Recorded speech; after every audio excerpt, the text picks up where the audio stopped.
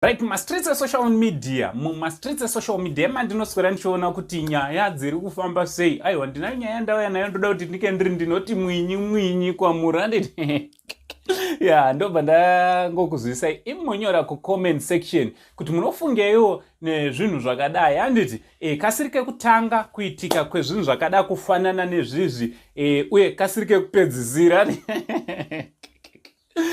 So listen, if you are new to this channel, I kindly ask you to subscribe, turn on your notification bell so that whenever we upload a video, you will be notified. Ndichita zviri kudi kwese kwamuri vazukuru vasekuru Saint. Birthday rasekuru just around the corner. Anditi vanoyanzvadzika kana mazogara muite muchiziva sekuru.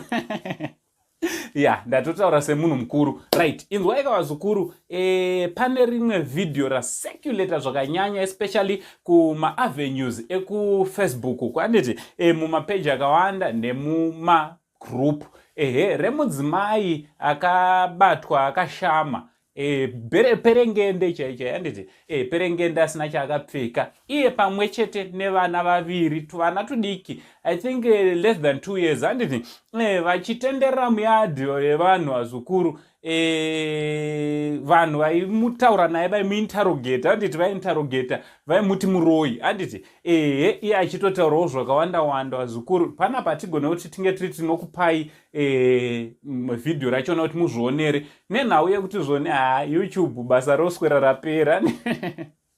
Basa rinoswera rapera but chakatoitika muZimbabwe medu mu +263 medu chaimo ndoma chakatoitika vazukuru machichangoitika amene kuti munozvionawo sei vazukuru tingati mudzimai uyu kune vakachiona mukachitsvaga paFacebook munochiwana kune vakachiona mungati mudzimai uyu kurwara kwenjerere kana kuti kutoroya chaiko handiti sevanhu vatema tinobhiliva kuti uroyi huriko handiti ende rumwe uroyi ndokufamba vanhu vakadi vakashama manheru mukadzi uyu according to a confession nevakanga vachimuinterrogata vaitaura vachiti vanga varitoripo 6 vakari perengende.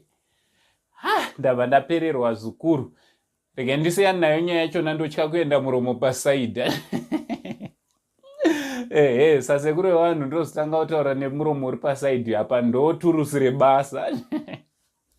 So imuchinyorai kumacomments vazukuru kuti munofungei ende ini ndabatikana nekuda kwevana handiti vana vadiki kuti kana huri uroyi vakutogadzwa muuroyi vakutofambwa nawo chinova chinhu chinodi chinorwadza chinoshungurudzwa zukuru. Ngataura necomment section kuti munofungei nenyaya iyi. Also tisakanganwe vazukuru kuti sekuru basa rawo ka-advert kanotera. From Uncle saying the only Zimbabwean uncle pare zvino ndichiti much love.